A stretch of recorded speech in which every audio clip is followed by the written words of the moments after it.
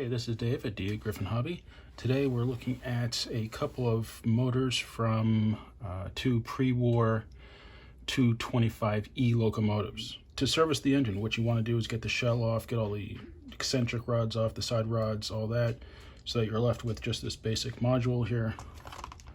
And this will contain the wheels, the gears, the E-unit, the motor, all the things we need to service. We're going to first look at this side of the motor.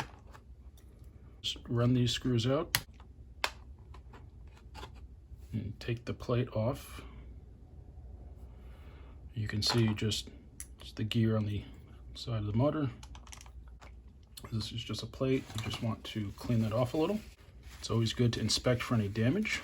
I use a lot of Q-tips. You want to be careful not to leave little bits of cotton in the locomotive though. We can see it's kind of dirty. I just want to clean some of the gunk out of there so the motor will spin better.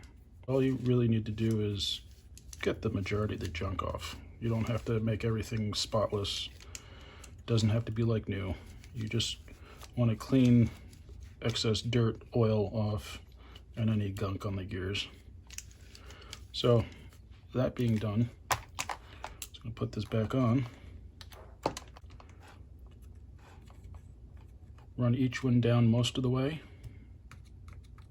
and then snug them up one at a time. So now we'll flip it over. Now I would just want to point out right now the difference between an older and a newer motor. This threw me for a loop the first time I dealt with it. This style here, where it's laid flat, and then there's this style where it's sitting up above.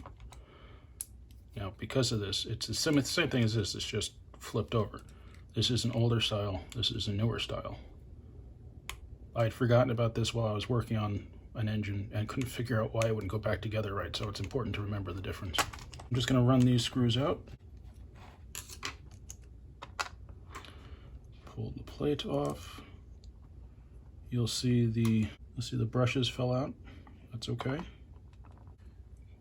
So we've got the two brushes, the two screws, and the plate here. And if you flip this over and you compare it, you see it's pretty much the same thing. It's just mounted upside down. So what we want to do is just make sure it's clean so that the brushes can freely move up and down. And just clean the surface here. Be sure not to scratch anything. Don't use anything hard. I usually use a Q-tip with a bit of rubbing alcohol to clean it up. You want to make sure these grooves are clean. They will get filled with carbon from the brushes over extended time. One last thing you can do before you put it back together is take an eraser and just gently rub it. It will help clean it. We're not seeing a lot come off here because this one's already been cleaned. This motor's not as clean. You can see it's a little darker, a little more carbon buildup, maybe dirt from oiling over the years. Take a little rubbing alcohol and a Q-tip, cleans that up pretty well.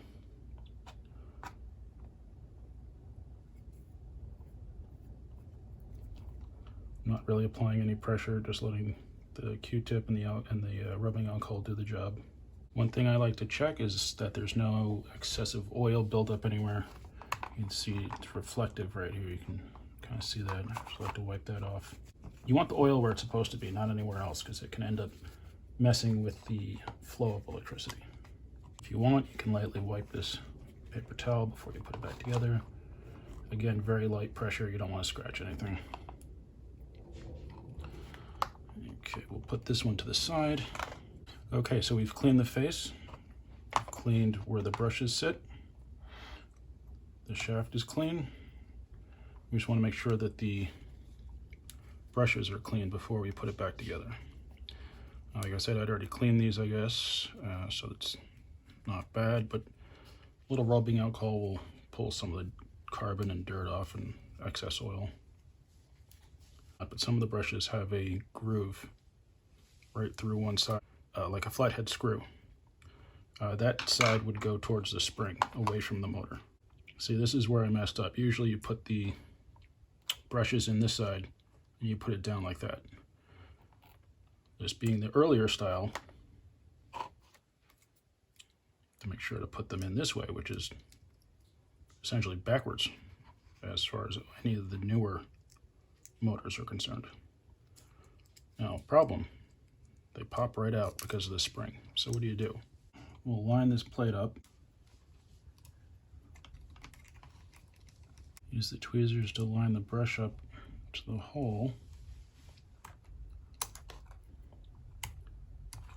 Okay, so we have the one brush in there, the other one is not. So incidentally, if you have a locomotive that's not working and all the wires look good, one of the first things you want to do is check to see that there's actually two brushes in there, because an absence of a brush will cause it to not run. Also, very dirty ones will cause it to not run.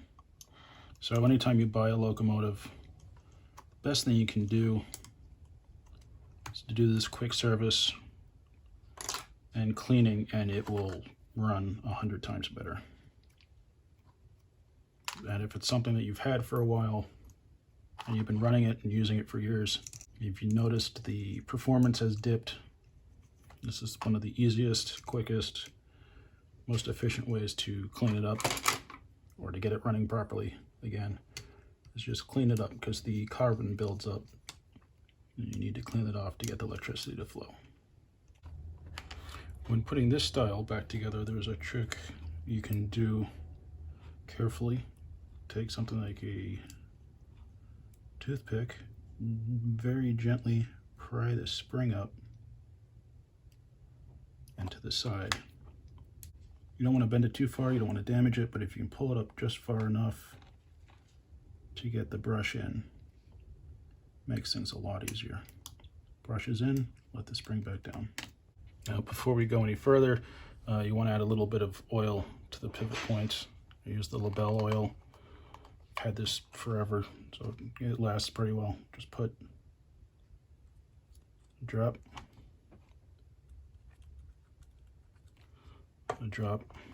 and spin. You really don't want to put any more than a drop here. You don't want it getting it down onto the face. You put another drop on this side. There's a particular noise that some of these engines will make when this becomes too dry. It's kind of like a screeching noise. The wheels will spin, and then as they slow, you'll hear a screeching. That's a pretty good indication that that spot has gotten dry and needs either cleaning or just a drop or two of oil. So that's cleaning the motor, and that is a service you can do on any pre or post-war engine that will drastically improve its performance. Thanks for watching. I hope you found this video useful. If so, please like, comment, subscribe, and keep an eye out for the next video where we'll review the reversing unit.